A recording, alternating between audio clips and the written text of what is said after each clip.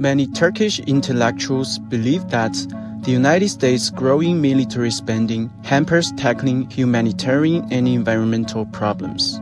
The United States remains by far the world's biggest military spender with $877 billion in 2022, accounting for 39% of total global military spending.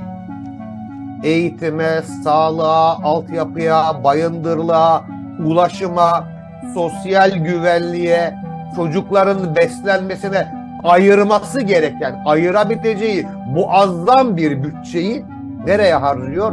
Silahlanmaya harcıyor, silah sanayisine harcıyor.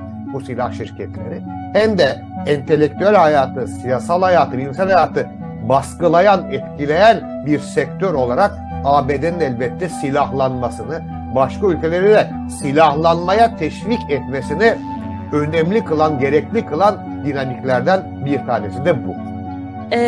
Özellikle Afrika ülkelerinde ve dünyanın birçok ülkesi şu anda ciddi yaşamsal sorunlar yaşıyorlar, ekonomik ve hayati sorunlar yaşıyorlar. Buralarda ülkelere yatırımlar yapma noktasında harcanabilirdi bu askeri yardımlara harcanan bütçe. Yani bunu yenilenebilir enerji için kullanılabilir. Küresel ölçekte özellikle petrolün ve plastiğin yerine başka kaynaklar şu anda konuşuluyor ve yeni araçlar üretilmeye çalışılıyor. Askeri güce ayırmak yerine bu gibi ihtiyaçların... Bu gerçekten çok büyük boyutta kriz ve kaos yaratabilecek seviyeye gelmiş durumda şu an iklim ve çevre sorunları. Karbon salınım oranlarına baktığımızda bunların çoğu savunma sanayinin geliştirdiği silahların atıklarından bile çok yüksek oranda etkilendiği söylenebiliyor.